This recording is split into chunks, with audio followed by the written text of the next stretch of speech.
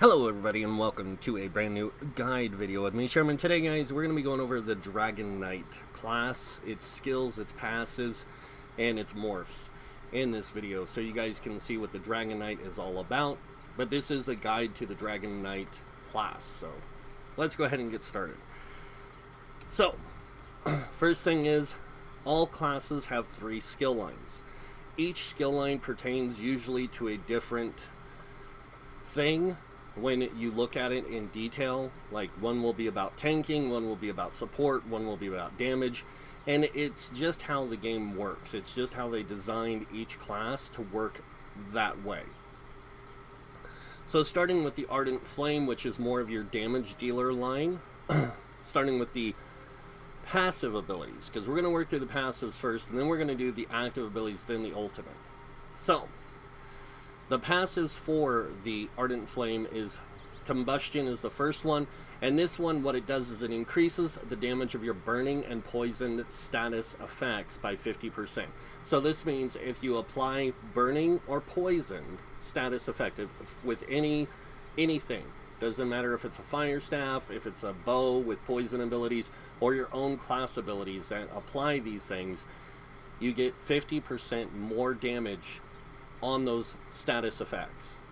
On top of that, when you apply burning to an enemy, you restore 500 magicka. When you apply poison to an enemy, you restore 500 stamina. Each effect can occur once every 5 seconds. So every 5 seconds, if you happen to apply burning or poison status effect, you will get either 500 magicka or 500 stamina. Now I do want to point out something here. When you are using the skill Inferno and it scales with your highest stat, it does fire damage, so it'll apply burning, which means you'll get magicka back, not stamina. And that means if you're using this for the morph that gives you extra weapon crit and spell crit, it also does spell damage or fire damage, so it doesn't give you stamina back. Alright, moving on to the next ability, Warmth, or next passive. This one, when you deal direct damage with an Ardent Flame ability, you reduce the enemy's movement speed by 30% for 3 seconds. A lot of people will wonder, well, why would a damage dealer be worried about reducing movement speed of an enemy by 3 seconds? Anyone who uses Ardent Flame abilities automatically gets that reduced movement speed by 30 seconds. And you have other abilities in here as well, like the Standard of Might, which reduces their healing received and their health recovery.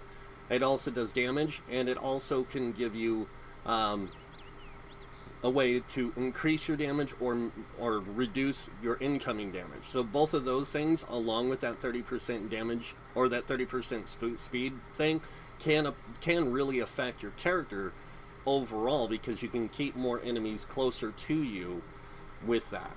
So it's a really nice ability. Searing Heat is the next passive. This one increases the damage of your Fiery Breath, Searing Strike, and Dragonknight standard abilities by 3%, and the duration is increased by 2 seconds. So that means your Searing Strike and its morphs get increased damage and increased duration. Same thing with your Fiery Breath. And this, it doesn't mean on the initial hit, this means the damage over time effect that it does, along with Standard of Might, where it goes from 16 seconds to 18 seconds. Alright, World in Ruin is the next passive, and this one increases the damage of your Flame Area of Effect abilities by 6%. So anything that you do that does fire damage in an area of effect, and it doesn't matter what this, it doesn't have to be an Ardent Flame, it's any ability that does flame damage in an area of effect, that includes Fire Staff, any of that, is there, the effect is the effect of the damage is increased by 6%, and it decreases the cost of your stamina poison abilities by 25. This includes bow abilities that are stamina based or are poison based, your 2 class active abilities plus your one of your ultimates. All this stuff gets that stamina reduced cost. Now the ultimate, the Earth and Heart ultimate magma armor, can be morphed into a poison damage. It doesn't get the reduced cost that I know of, but it does still get the other benefits of your poison status effects and all that kind of stuff. Alright, So now going over the skills, we are going to start at the top of the active abilities and go down, and then we will do the ultimate ability, the Dragonknight standard. The first ability you have is called Lava Whip. Now this ability, as you can see, you lash an enemy dealing X amount of flame damage. If you strike an enemy that is immobilized, stunned, or you will set them off balance. And you can morph this into 2 other morphs, both of them being magical morphs. The first one is called Molten Whip. Now this still does the lash an enemy with X amount of damage, and if you strike an enemy that is immobilized or stunned, you set them off balance. The next part though is, while slotted, whenever you activate different Ardent Flame abilities, you gain a stack of Seething Fury, which increases the damage of your Molten Whip by 33% and your weapon and spell damage by 125 for 5 seconds. This effect can stack up to 3 times, so that means you can go up to 375 extra weapon and spell damage because of this. And on top of that, your Molten Whip will do 33% more damage when you activate it. The next one we have here is our other morph, and this is called Flame Lash. So again, it does do X amount of damage on the initial cast, and it still sets enemies off balance that are immobilized and stunned. And then the final thing it does is targeting an off-balance enemy changes the ability to Power Lash, allowing you to lash an enemy at half the cost and deal X amount of flame damage and heal yourself for X amount of health every 2 seconds. This effect can occur once every 3 seconds. So it's really kind of got this nice counterplay heal to it, which is nice, but at the same time, if the target isn't set off balance, you're not going to get the Power Lash. Alright, next ability we have on our bar is called Searing Strike. So this thing does initial hit damage, so when you use it, it will initially hit and deal X amount of flame damage, and it deals an additional X amount of flame damage over 10 seconds. Now, just so you guys know, all Magicka-based abilities, doesn't matter what it is based off of, the damage from it is based off your max spell damage and your max Magicka. So, if I was going to play this character, as you can see, I have no spell damage right now, but I do have a max Magicka of 7,958. If I were to put any points in here, my magic damage would go up. If I put any points in here, my stamina damage will go up. And if I put anything into my character weapon-wise, whatever that weapon damage is considered, or the damage of that ability is, or that tool is, so even if I'm using a dual wield or a two-handed, though, I will get equal weapon and spell damage for what that weapon offers, and then I'll get any other passive bonuses to my weapon and spell damage. So that means even if I'm using a two-handed, I can use this ability and it will deal flame damage. So it's really nice to know how these things work. Now the next thing we're going to look at is the morphs, and starting with the first one, which is a stamina morph. Now this turns it into a stamina ability, and then it deals poison damage up front, poison damage over 10 seconds, and then the bonus benefit is the poison seeps into the target and deals increased damage the longer it lasts, dealing 9% more damage every 2 seconds. Now that 9% damage can be increased through your champion points and other things, so it's really nice. The next one is our other morph, the Burning Embers, and this is the Magicka morph, so it goes from Magicka to either stamina or another Magicka morph. Now this one will still do the flame damage up front, the flame damage over 10 seconds, and then it'll heal you for 69% of the total damage inflicted when the effect ends. So this will heal you for a percentage of health when the effect ends. Now this means you can activate the ability, and then not even 10 seconds later, 5 seconds later, recast this, and you'll still heal yourself. So it's kind of a nice ability to have for a alternative spammable. I won't say a spammable. What I mean by alternative spammable is you'll use your spammable ability, and then when you go to swap bars, you'll cast this again, so you get another burst quick heal. So it keeps you alive better in the fights. And that is the Searing Strike ability. Moving on to Fiery Breath. Now this one's really nice because this one you exhale a flaming blast to enemies in front of you, dealing X amount of flame damage, and X amount of flame damage over 10 seconds. Now this thing doesn't do a lot of damage up front, but it can do a lot of damage over time, and that's what makes it so powerful. Now the morphs for this, it has a stamina morph and a magic morph. The stamina morph is called Noxious Breath, and this one you exhale a corrosive blast to enemies in front of you, dealing X amount of poison damage and additional X amount of poison damage over 10 seconds. It also afflicts the enemy with major fracture, reducing their physical resistance by 5,280. The idea behind this skill, in my opinion, is it's just a way of saying, hey, here's this ability that gives you something similar to like a green dragon. When it breathes its poison breath, it erodes the armor enough for you to break through it more effectively and deal more physical based damage. So this is where that whole idea kind of sits in there, and it's a really powerful ability. So the next ability or morph is the Engulfing Flames. Now this one, you exhale a flaming blast to enemies in front of you, dealing X amount of flame damage and an additional X amount of flame damage over 10 seconds. Afflicted or affected enemies take 7% more damage from all fire damage attacks. If you take this morph and you maximize it, because this is at rank 1, when it's at rank 4, it actually goes up to a 10% increase in damage. Alright, moving on to Fiery Grip. Now this is a really cool ability. This one, you launch a fire chain out to grasp and pull your enemy to you, dealing X amount of flame damage. When it hits the target and brings it to you, you get Major Expedition, increasing your movement speed by 30% for 4 seconds, and this attack cannot be dodged or reflected, so they are going to have to get hit by it. Alright, moving on to the morphs. Starting with the first morph, we have what's called Empowering Chains. So this is really cool. You'll launch the chains at the enemy, and instead of pulling them to you, you pull yourself to them, dealing X amount of flame damage and granting yourself 2 uses of Empower, increasing the damage of your next 2 light attacks by 40%. Now, grants Major Expedition, increasing your movement speed by 30% for 4 seconds, and this effect, of course, cannot be dodged or reflected.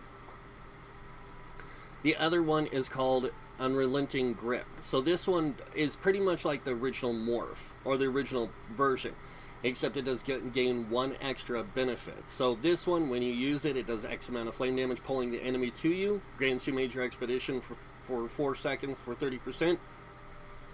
And then if the target cannot be pulled, you restore 100% of the ability's cost as Magicka. So you'll get pretty much the 3510 back whenever you can't get it to work. And of course can't be dodged or reflected.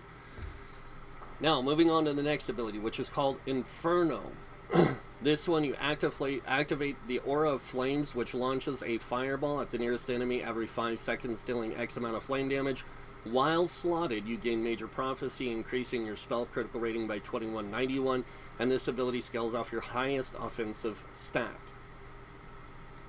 Now again, there's 2 morphs. The first one is called Flames of Oblivion. This one launches 2 fireballs and grants you, and deals X amount of damage with each fireball every 5 seconds. And then while slotted, you gain Major Prophecy and Major Savagery, increasing your spell and weapon critical by 2191, and this ability scales off your highest offensive stat. So this one grants you Major Savagery and hits an additional enemy. So that's the kind of nice benefit to it. The next morph is called Cauterize, and this is a really great ability, and it will now instead launch a fireball at your allies and cauterize their wounds every 5 seconds, healing them for X amount of health. And then while slotted, you get the Major Prophecy, and then the ability scales off your highest offensive stat. So you can use this as a stamina ability, or if you're playing a stamina character and a Magicka character, and it will still be a good, decent heal. And that is the active abilities for the Dragonknight's Ardent Flame tree. Moving on to the ultimate, which is called the Dragonknight Standard. This one, you call down a battle standard, dealing X amount of flame damage every second for 18 seconds to enemies, and applying Major Defile to them, reducing their healing received and their health recovery by 30%. An ally near the standard can activate the Shackle Synergy, dealing X amount of flame damage to the enemies in the area, immobilizing them for 5 seconds. Going over the two morphs, starting with the first one, Shifting Standard.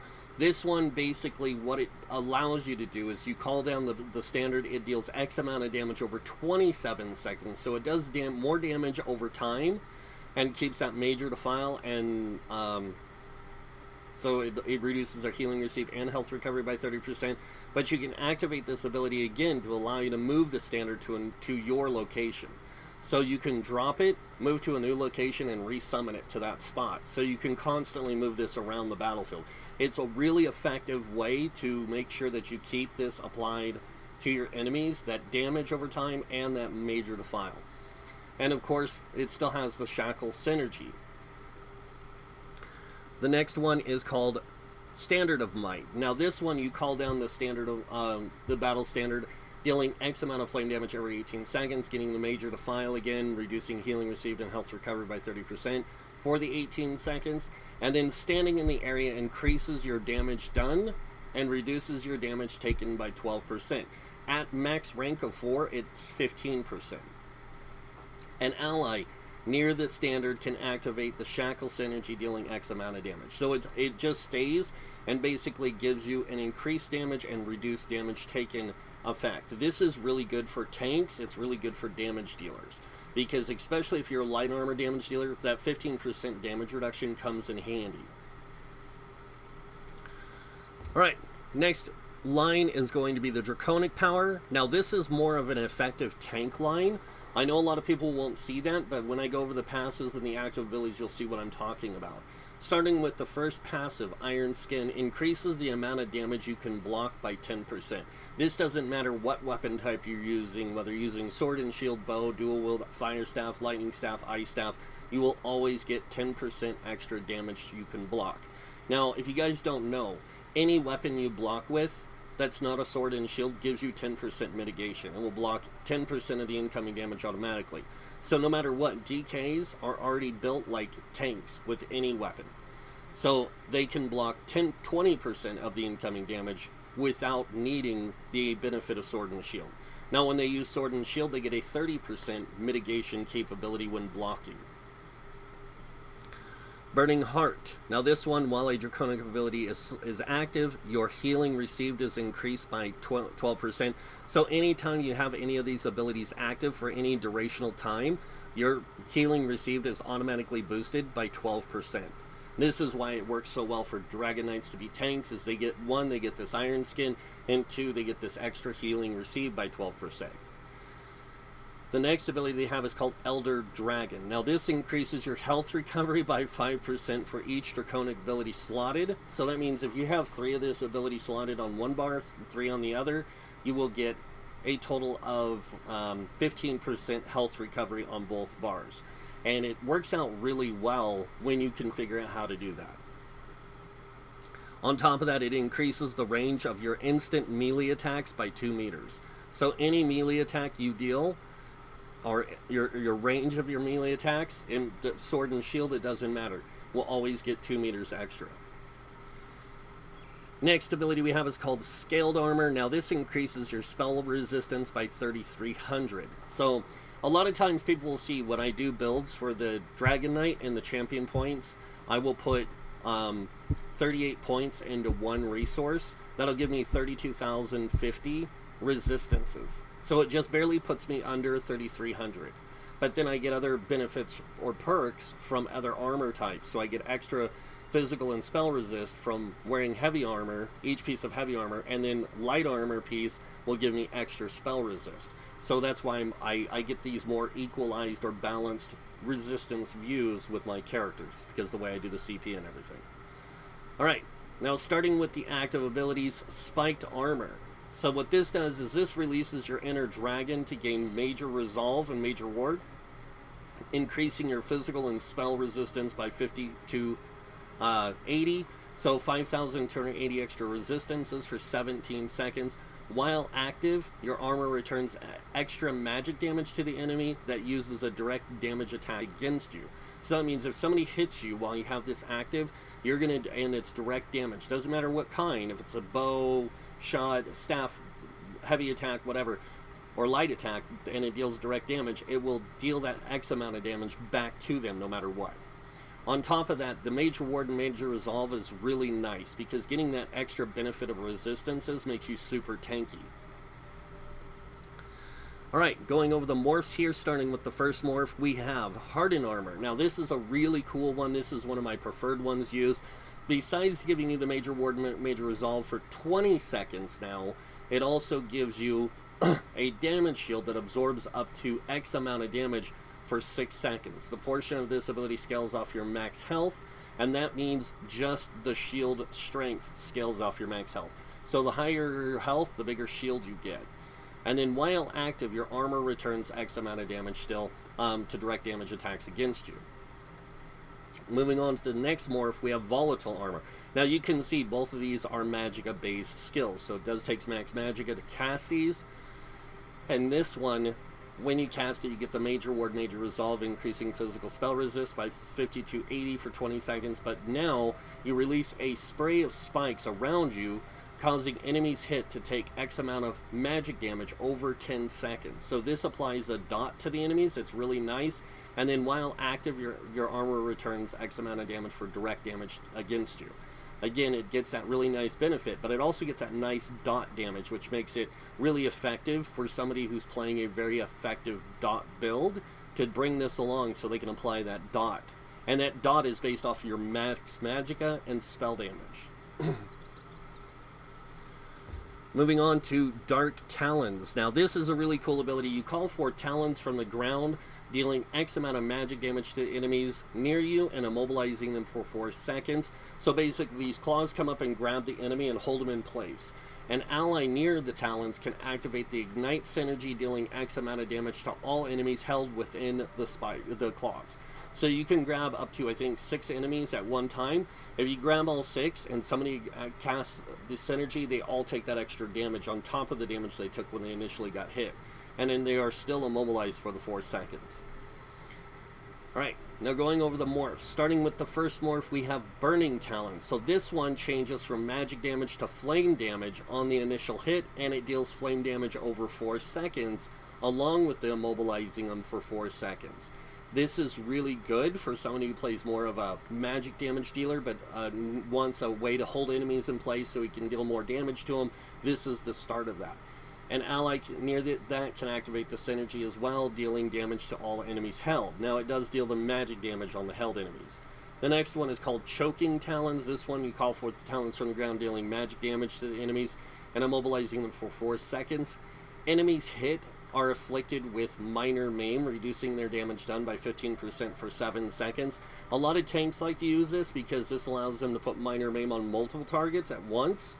But the problem is it only lasts 7 seconds, and then they get CC immunity, which means they become immune to the immobilization and the minor maim for that duration. But you can still apply minor maim with heroic slash. You just can't apply it with this because you can't grab them again with the talons to keep them held. So it kind of sucks. But an ally, of course, can activate this energy. Moving on to the next ability, we have Dragon's Blood. Now this one, you draw on the Draconic Blood to heal you for 33% of your missing health. You also gain Major Fortitude, increasing your health recovery by 20% for 20 seconds. Now remember, every one of these abilities you have slotted will give you 5% healing or 5% health recovery. This will give you extra health recovery by 20% because it gives you that Major Fortitude for 20 seconds, which is the duration of this ability. So you can get massive health recovery, and then it also heals you for 33% of your missing health. So it's going to heal you for a lot, and then it's going to heal you over time if you have good health recovery with it. Alright, now going over the 2 morphs, starting with the first one. This is called Green Dragon's Blood. This is the one most tanks use, and this is because you draw on your Draconic Blood to heal you for 33% of your missing health. You gain Major Fortitude and Major Endurance and Minor Vitality.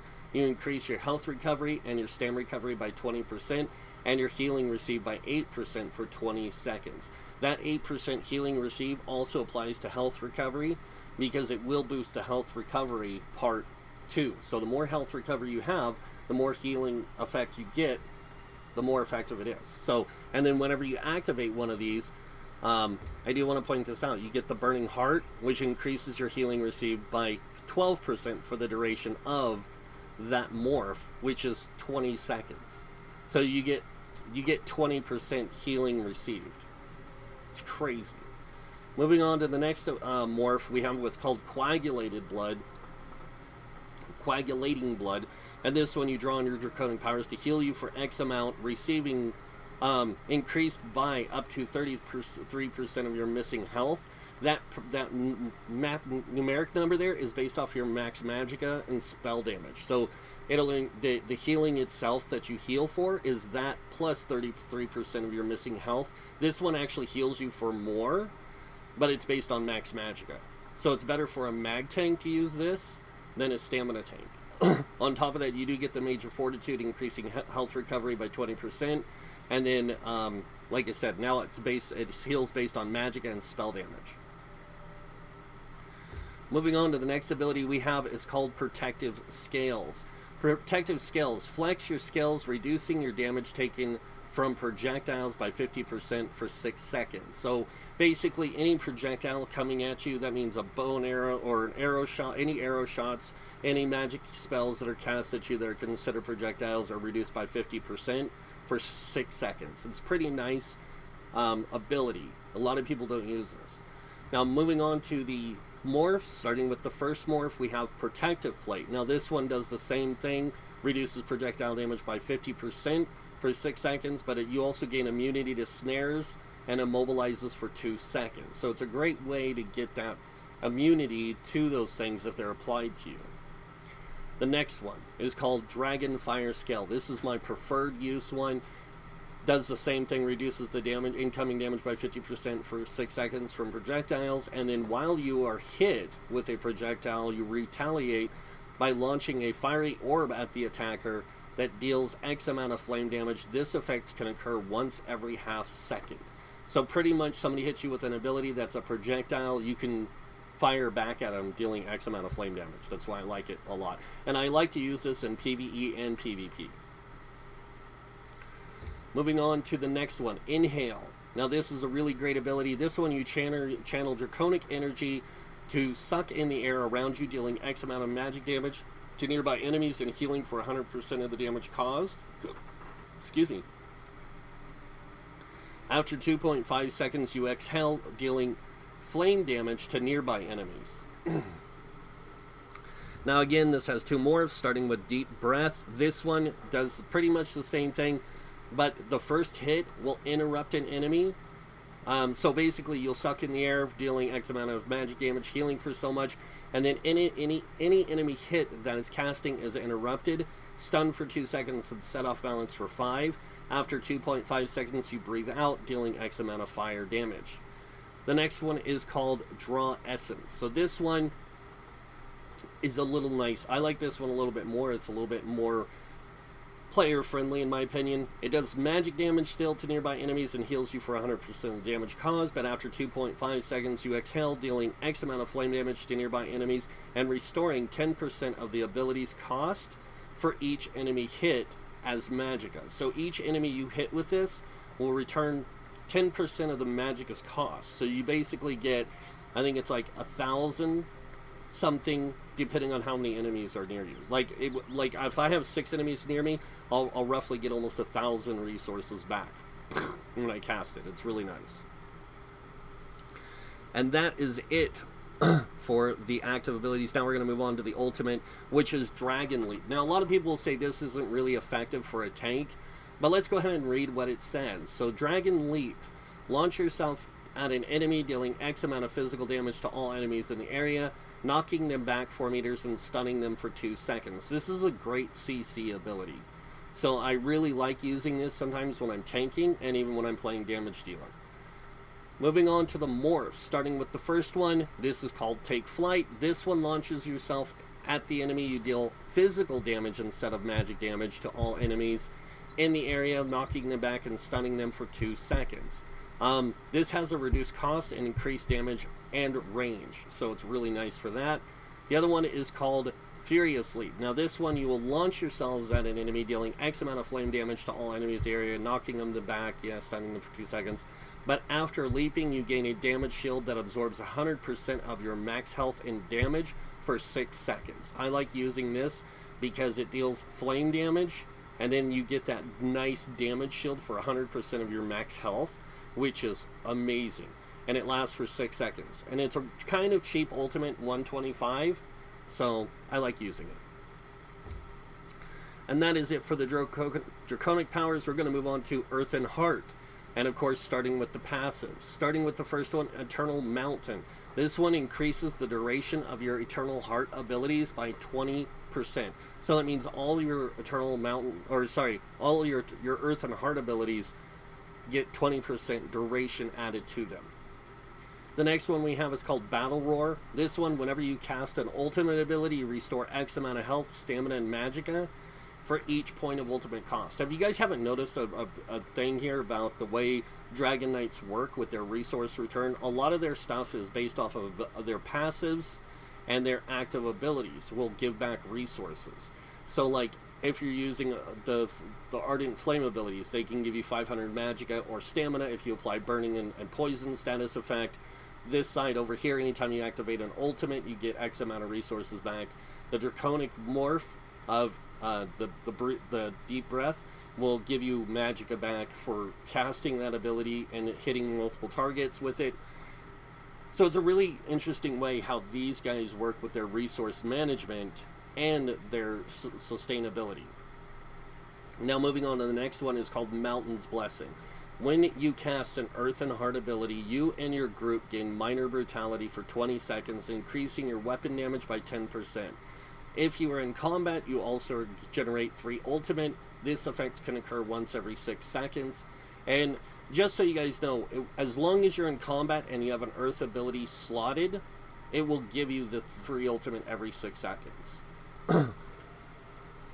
Alright, Helping Hands. This one, whenever you cast an Earth and Heart ability, you restore 990 stamina. So this one, anytime you use any one of these abilities, you get stamina back. 990 of it. And that is every time. So whenever you cast one of these. So it's really nice. Now, going over the ultimate, or the active abilities, starting with the first one, Stone Fist. I love this ability. A lot of people don't like it. But you slam your enemy with a solid rock, dealing X amount of magic damage and stunning them for 3 seconds.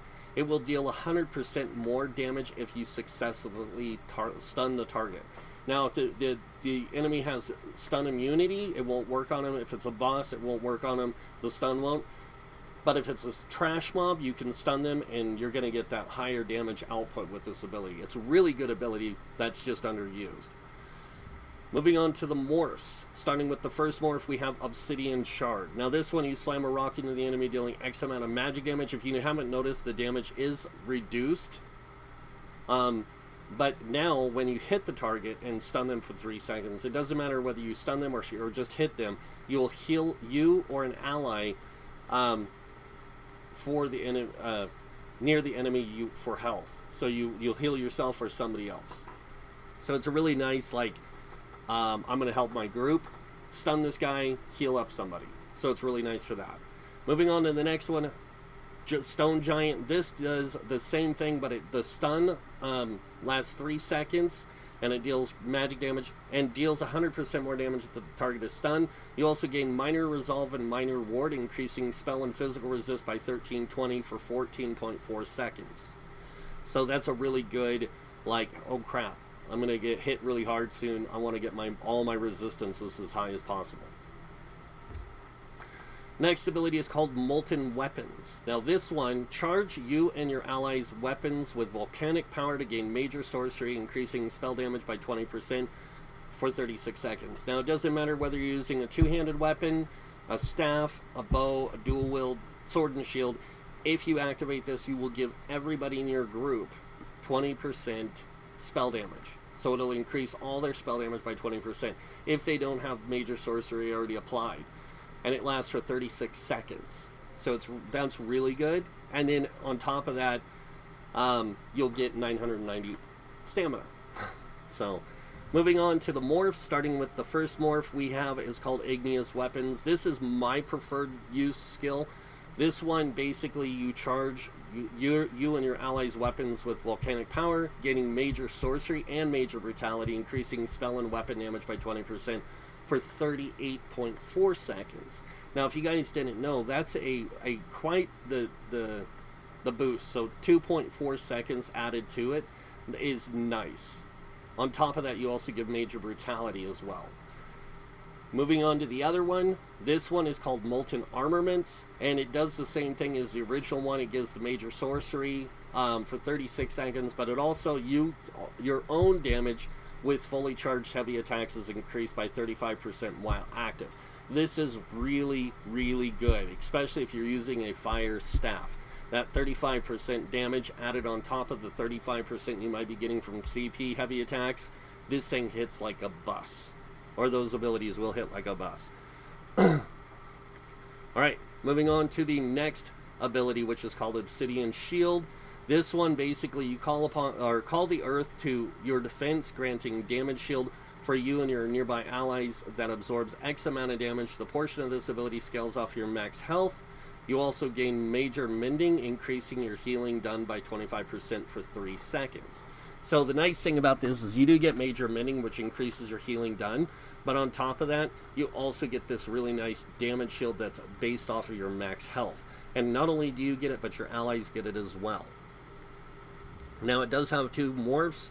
Starting with the first one, we have Igneous Shield. So this is pretty much just like the original. When you cast it, you'll get a damage shield to apply to your allies, and then your own damage shield is going to be stronger, and it scales off your max health, and you still get the major mending. The other morph is called Fragmented Shield. Now, this one is very similar to the first one. You give you and your allies a shield for an equal amount, equal to your max, that scales off your max health, and then you also gain major mending, increasing your healing done by 25% for 6 seconds. So this allows you to get a greater amount of major mending for your group. And I use this when I play a Dragon Priest or a Dragonknight healer. I will use this. And regardless of what many say, oh, if you have a DK tank in your group, you're getting rid of their shield. Their shield lasts for 6 seconds, mine lasts for 6 seconds. They're not casting theirs all the time, where I am. So, next ability is called Petrify. Now this one, a lot of people say, oh, that's a PvP enemy, or PvP skill. I like to use it in both PvP and PvE. Encase an enemy in stone, stunning them for 3 seconds. When the stun ends, they take X amount of magic damage. The stun cannot be blocked or dodged. This works out really good in PvE on a majority of enemies. Now you have 2 morphs. You have Fossilize, which does the magic damage, but it can stun them for will encase the enemy in stone for 3 seconds. It'll deal X amount of damage and immobilize them for 3 seconds, but it also it can't be blocked or dodged. So the other one is called Shattering Rocks. Now this one, encase the enemy in stone, stunning them for 3 seconds. When the stun ends, they take X amount of magic damage, and the next attack used within 4 seconds heals the target, so you for X amount. The stun cannot be blocked or dodged. So it's really nice. Some people say that it does heal the target. It doesn't. It's to heal you. So it's a really nice one. Next we have, I think that's how that one worked. Yeah.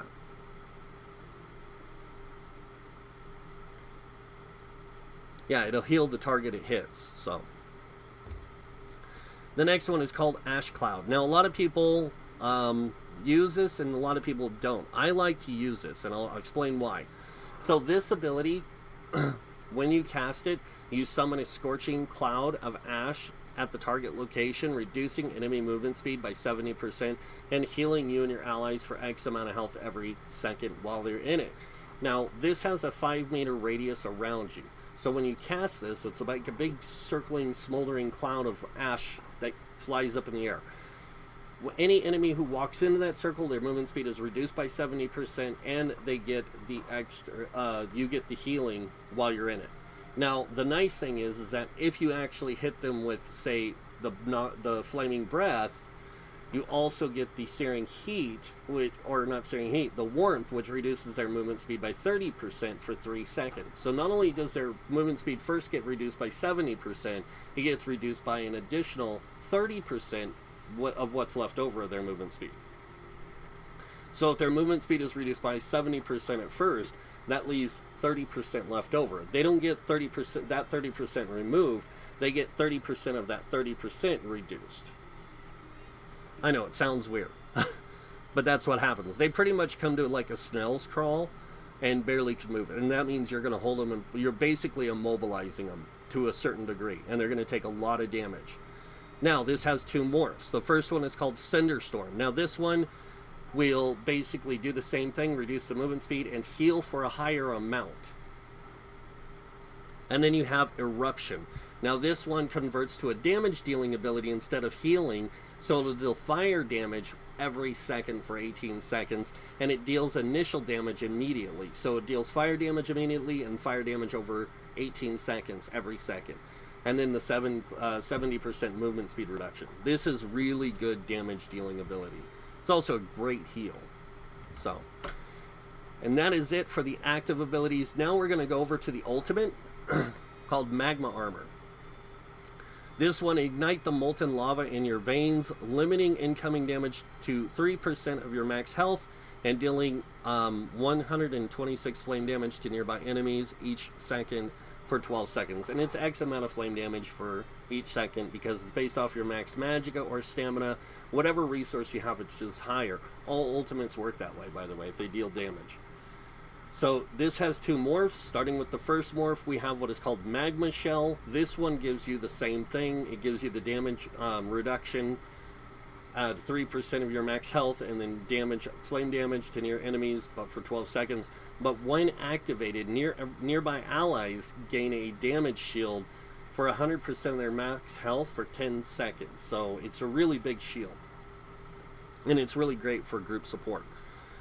Next ability is called Corrosive Armor. So this one, when you activate it, it does the whole max 3% of your max health, but instead of doing flame damage or magic damage, it does poison damage to nearby enemies for 12 seconds. And then while active, your attacks ignore all physical resistance. So it's like they have no resistances blocking them from physical attacks. That includes the Corrosive Armor. And that is it for the Dragonknight class and how all of its passives and skills can work. And you guys can decide on your own which ones you want to use for your builds and how you want to build your characters out. If you are using my builds, remember I do take specific skills to fit within the class or that character build design. So you can take what you want for your characters, and if you do play mine, they will have their set skills. And then, of course, I always unlock every single one of the class abilities, ultimates, passives, all that, so I can take advantage of all of them in any role necessary. But that is pretty much it for the video, guys. I hope you guys like this guide video to the Dragonknight class. If you do, you know what's coming next. Go ahead and hit that like button. If you guys want to see more videos by me, you can subscribe. Other than that, I want to thank you all for watching. Until next time, have a wonderful day, and this guy might see you in game. Bye.